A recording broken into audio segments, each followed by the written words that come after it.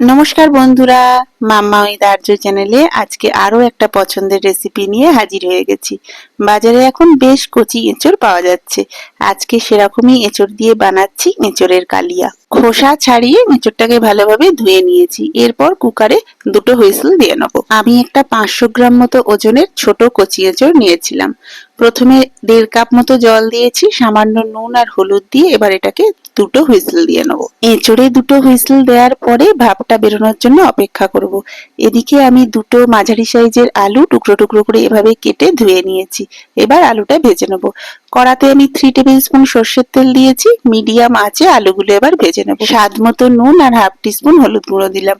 নুন হলুদ দিয়ে মিডিয়াম ফ্লেমে আলুটা বেশ ভালো করে ভেজে নিয়েছি। আলুটা তুলে নেব যখন বাদামি করে ভাজা হয়ে যাবে। এদিকে এঁচড়টাও সেদ্ধ হয়ে গেছে, কুকার থেকে বার করে জল ঝরিয়ে নিয়েছি। বাকি যা যা মশলা লাগবে সেটাও একবার দেখিয়ে দিই। একটা বড় পেঁয়াজ বেটে নিয়েছি, 1 ইঞ্চি আদা আর 8 থেকে 10 কোয়া রসুন সেটাকেও বেটে নিয়েছি, 4 থেকে 6টা কাঁচা লঙ্কা বেটে নিয়েছি আর একটা বড় সাইজের টমেটো বেটে নিয়েছি। এছাড়া রান্নাটায় কিছুটা টক দই ব্যবহার করব।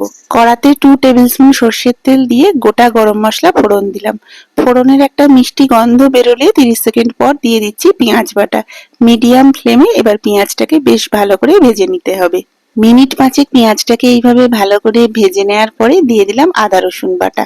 আদা রসুনটা পেঁয়াজের সাথে ভালোভাবে মিশিয়ে দিয়ে ফ্লেমটা লো করে ভালো করে মশলাটা এবার কষিয়ে নেব। 3-4 মিনিট কষানোর পরে ঢাকা দিয়ে দিলাম। মিনিট 5 ঢাকা দিয়ে রেখেছিলাম। মিনিট 5 পরে ঢাকাটা খুলে মশলাটা ভালোভাবে নাড়াচাড়া করে দিয়ে দেবো টমেটো বাটা। টমেটোটা সমস্ত মশলার সাথে ভালোভাবে মিশিয়ে দিয়ে আরো 3 থেকে 4 মিনিট এভাবে কষিয়ে নেব। ঢাকা দিয়ে দিয়ে রান্না করব। ঢাকা দিয়ে আরো 3-4 মিনিট রেখেছিলাম। 3-4 মিনিট পরে ঢাকাটা খুলেছি। পেঁয়াজ রসুন আদা বেশ কষে এসেছে। এখন একে একে গুঁড়ো মশলাগুলো দিয়ে দেবো। প্রথমে দিয়েছি জিরে গুঁড়ো, তারপর ধনে গুঁড়ো, নুন আর হলুদ গুঁড়ো। সমস্ত মশলার পরিমাণ স্ক্রিনে আমি মেনশন করে দিচ্ছি।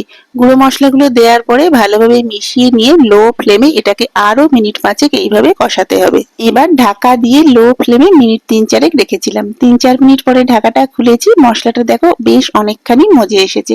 সবটা খুব ভালোভাবে নাড়াচাড়া করে নিয়ে আগে থেকে সেদ্ধ করে রাখা এঁচড় আর ভেজে রাখা আলুটা দিয়ে দেবো। এঁচড় আলু মশলার সাথে খুব ভালোভাবে মিশিয়ে নিলাম। মশলার সাথে এঁচড় আর আলুটা খুব ভালোভাবে কষিয়ে নিতে হবে।